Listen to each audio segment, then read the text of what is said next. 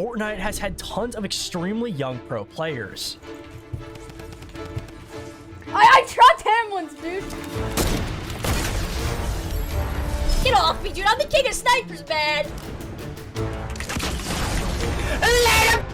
But a lot of them have just disappeared and nobody knows exactly where they went. One day they were winning tournaments, making insane amounts of money, and the next they had stopped posting across all social media platforms and basically become irrelevant overnight. Like for example, Slappie. Slappie is a name that every OG Fortnite fan should easily recognize. He was an absolute legend in the scene and was setting himself up for an extremely successful career in gaming. Coming into 2019, TSM launched their very own developmental program called TSM Junior, an esports team dedicated to finding young Fortnite prodigies under the age of 16 who showed high levels of potential. At this time, Fortnite's official age for competing was 16 instead of 13 like it is today. So with this program existing through TSM and Slappie being an absolute beast at Fortnite, the two worked out perfectly and he was signed. At just 15 years old, Slappie had everything in the world going for him and some. He's always he knows what he wants. And he's kind of always been that way, and he's been very driven. When it's something he likes, he takes a lot of time and figures things out and asks people questions and researches everything. So that's definitely who he is. Slappie's skill set in pro play was amazing. Even at a super young age, he was still able to compete with some of the biggest Fortnite names at the time.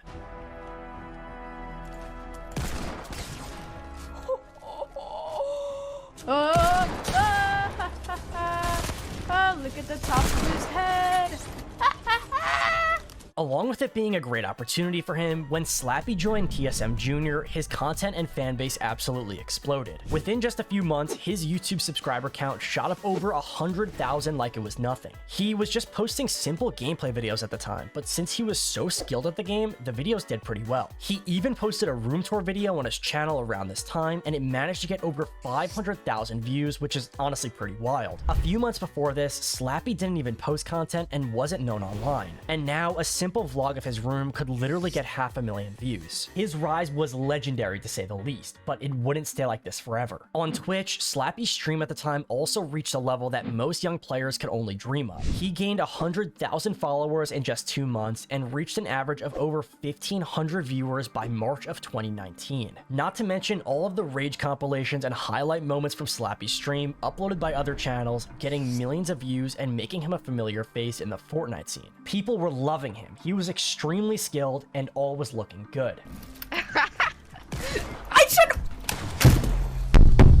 You didn't try to place anything, Slappie, chill. He's just a better player. But as quickly as Slappie rose to the top, cracks started to show. By mid-2019, he was streaming less and less for unknown reasons. In July, he only streamed a total of 44 hours and his viewership plummeted. For reference, that's about how many hours most people work in 1 week, and he did those hours in an entire month. During this month of taking his foot off the gas, Slappie went down from 1,500 average viewers to just 500, literally losing 2/3 of his entire audience just because he stopped pushing as hard. Desperate to recover though, he doubled down his streaming hours the following month, putting in over 110 hours on stream, but the damage had been done. His audience had already started moving on, and we've seen this dozens of other times with other creators. Simply put, it's hard to remain motivated and grind streaming when you just simply don't want to. But Slappie wasn't gonna call it quits here. He had more in the tank. Sadly though, Slappie's viewership followed the same downward spiral. Videos that were once pulling 100,000 views began to struggle to break 10,000,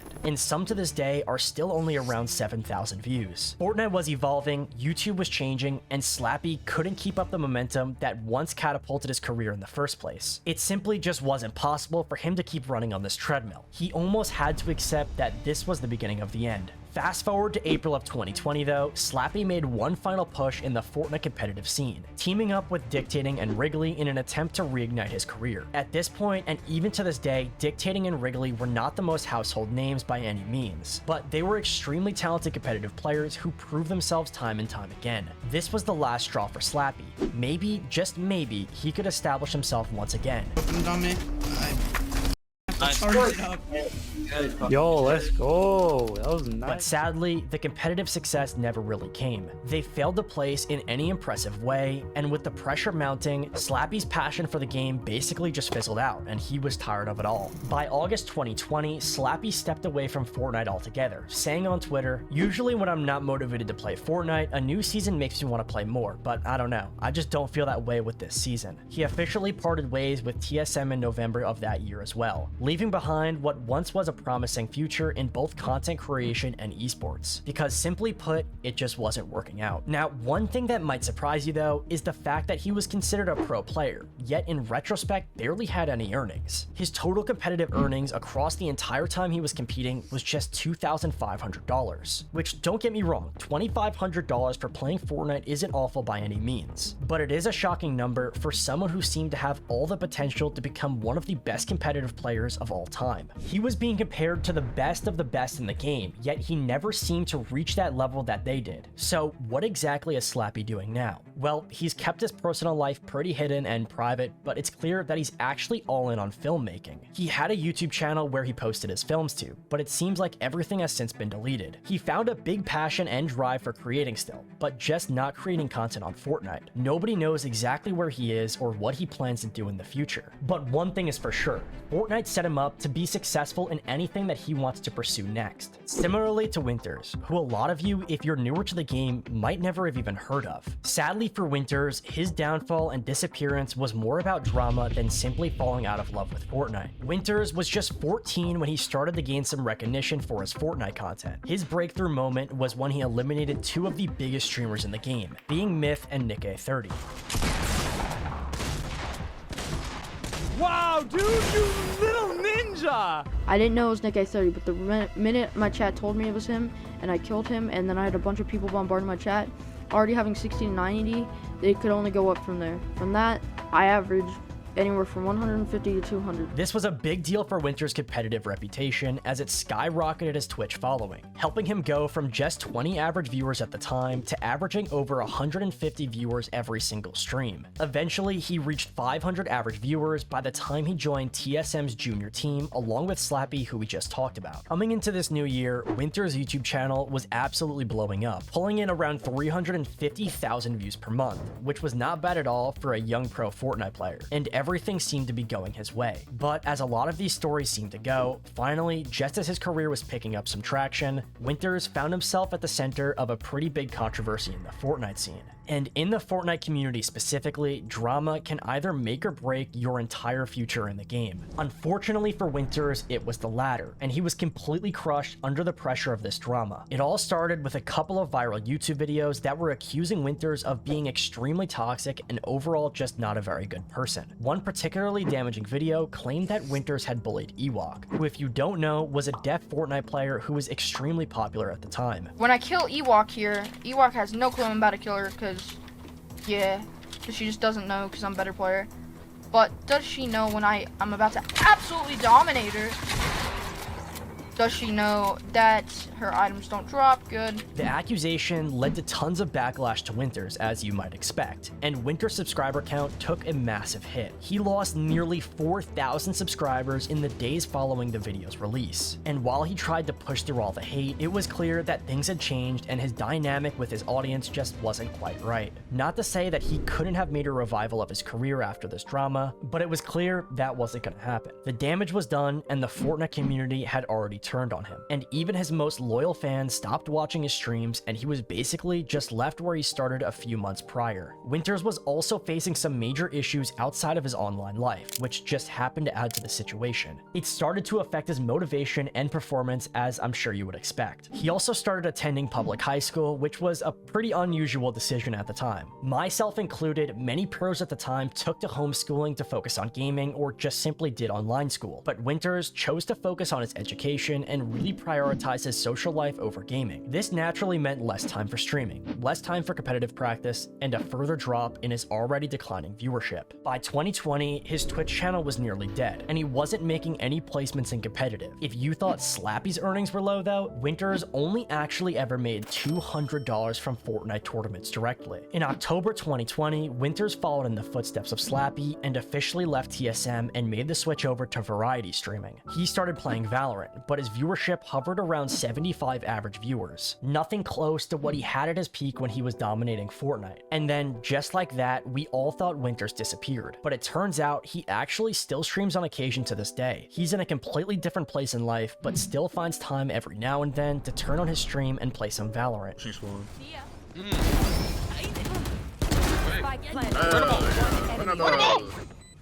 Oh my god, I love our glove. He's main. He's main. Left side, left side. A young pro, though, who took a bit of a different approach to his whole career than Wintrrz, though, is HiSky, who, if you haven't heard of, you might be extremely new to Fortnite. If you were around the Fortnite scene in 2019, you'll remember the buzz around him, because he was one of the youngest pros to ever touch the game. Oh, break that, 3, 2, 1, go. Hey, buddy. At just 11 years old, HiSky was actually signed to FaZe Clan, instantly becoming one of the youngest pros in the competitive Fortnite scene, and the youngest member ever of FaZe Clan. He was so young that while he streamed his gameplay, his mom literally sat in the room with him, sitting in frame behind him, watching him play. HiSky, you are now the youngest person ever recruited to FaZe Clan. The first time I saw your stream, I knew that you needed to have FaZe in your name and join the fam. I have never seen such a young kid with so much raw skill, understanding of a game, and with such an entertaining personality. Come kick it for a few days, check out the FaZe house, and make some videos and stream. We are all so excited to meet you and to have you on the squad. At the time, FaZe Clan was stacking up some of Fortnite's best players. Tfue and Cloakzy specifically were running the scene, and FaZe at this point was still known as one of the best orgs of all time. And here's HiSky, just a kid, but absolutely crushing it alongside them and making waves in the Fortnite scene. I'm gonna ram them with my makeshift plane. Wow, that literally just worked. Wait, what the? But there was one problem that hadn't actually been addressed. HiSky wasn't exactly honest about his age when he joined FaZe. When he signed with FaZe in 2019, HiSky and FaZe both claimed that he was 13 years old, which was important because he legally had to be 13 to stream on Twitch or make any content at all. But in reality, he was only 11 years old at the time, so FaZe had to do their best to cover it up. I'm FaZe. For a while, this lie successfully flew under the radar as HiSky quickly became one of FaZe's most popular players. His Twitch and YouTube channels exploded, easily averaging 1,800 viewers in his first month ever streaming with FaZe Clan. However, in June 2019, word got out that HiSky was only 11 years old when he signed to FaZe, of course lighting up some of the members of the community who weren't too happy. Lying about your age is a big deal in the esports world, not just because of the legal reasons, but because it violates the terms of service on platforms like Twitch and even Fortnite. So when it was revealed that both HiSky and FaZe had knowingly lied to all their fans, everyone got pretty mad and couldn't really trust them anymore. On top of that, HiSky got banned on Twitch and could return when he was 13, but in Fortnite, a year and a half feels more like 5. Actually, no, it's still like a year because he just turned 12. But it sucks, man. Like he's grinded for where he is today. Like nobody handed it to him, you know. But like there is no special exceptions. Like, you know, if you're not old enough, you're not old enough. It's just how the world works, you know. I didn't even know. I thought he was 13. I think he is 13. I don't even know the situation.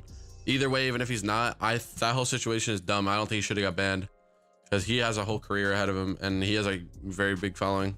I don't think he deserves to get banned. Sadly, HiSky parted ways with FaZe Clan because of this whole situation. After the fallout, HiSky's focus began to shift slowly over time, and instead of putting all his energy into Fortnite, he started exploring other ventures. Alongside his older brother, HiSky actually decided to launch his very own clothing brand. I realized that there's so many people that are going through so many dark times in their lives, and sometimes all they just need is a little push, a hug, a nice message, anything, and that is Dreamerland. We made Dreamerland to help inspire admire the person wearing it, but more importantly, the people around you. He of course posted less and less content as we'd assume and fully stopped competing in anything gaming related. But you guys can start to imagine the amount of stress I went through at such a young age. But hey, at the end of the day, all of that passed, and now that kind of made me into the person I am today. But I realized that truly at the end of my life, I'm only going to be asking myself if I was happy with life. Nobody else, just me. It's not going to be about if I pleased everyone, if I try to make everybody happy in my life. It's just going to be if I made myself happy. But recently, I realized that I'm most happy whenever I'm pushing myself to my limit, like in the gym, trying to like strengthen my mind, getting better as a person, spreading love and positivity, things like that. Today, High Sky still streams and uploads from time to time, but it's pretty rare. His focus is way more focused on his real life and the connections and relationships that he is pursuing. And for what's next for him, nobody exactly knows. But we can only assume it's not going to be Fortnite related. Similarly to the next youngest pro who quit the game and vanished, Commandment. Commandment was one of the youngest players to ever sign with a major organization, besides High Sky of course, joining TSM's junior team at just 13 years old. But while a lot of young pros focus on building their YouTube and Twitch channels, Commandment always had a different approach. Content creation wasn't his main goal in any way. He was laser focused on one thing only: winning tournaments and placing to the best of his ability.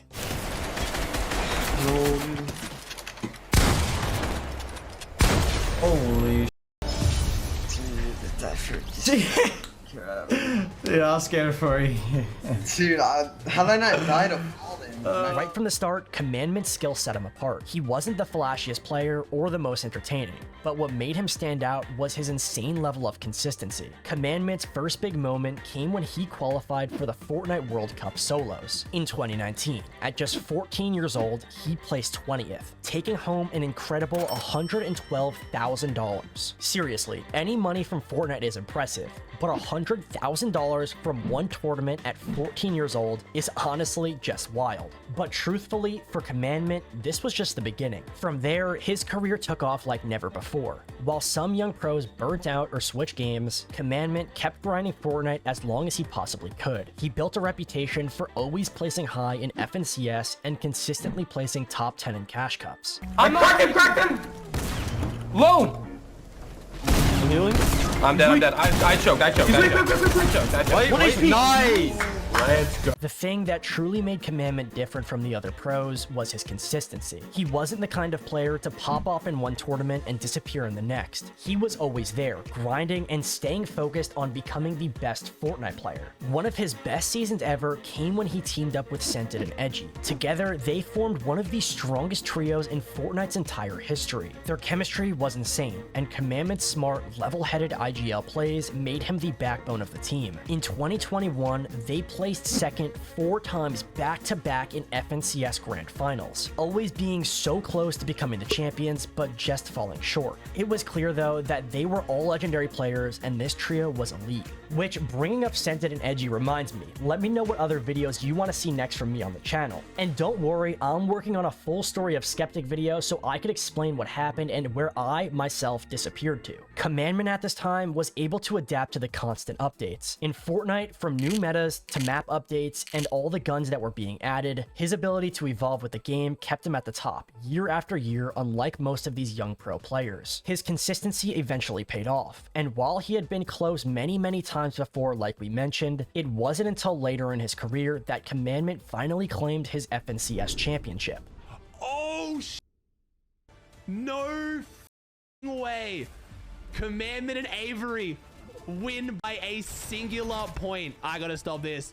Commandment Avery winning FNCS by a single point. Commandment's first ever FNCS win. In August 2022, he teamed up with Avery and finally managed to secure the elusive first place FNCS champion title, also in the process taking home a nice $160,000. After years of hard work, grinding, and constantly placing high in tournaments, Commandment earned his place among the best of the best, no doubt. With over $580,000 earned on Fortnite alone, he's one of the best players to ever touch the game. But sadly, after 2023, he vanished from the game, never to compete again, at least so far. Who knows, he could always make a surprise return in the future, but I think considering he made $500,000 just in earnings alone, he's chilling to pursue whatever he wants to do now and just chill out from the spotlight for a bit. But some pros didn't have such a graceful and clean career. The perfect example of a messy yet impressive Fortnite career is that of young Calc, a player who made headlines not just for his Fortnite skills, but for the drama that seemed to follow him everywhere he went in his years competing.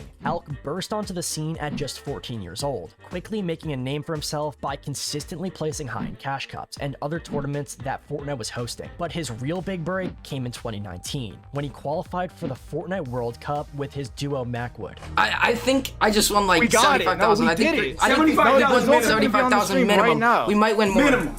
Minimum 75,000. 5 million maximum. We're going to New York City for the event. They placed 16th in duos, taking home $100,000 of the $30 million prize pool. Not bad at all for a couple of teenagers in their first run at the biggest Fortnite tournament in history. Calc wasn't done there though. He went on to win the FNCS Season X alongside Macwood and Zexrow.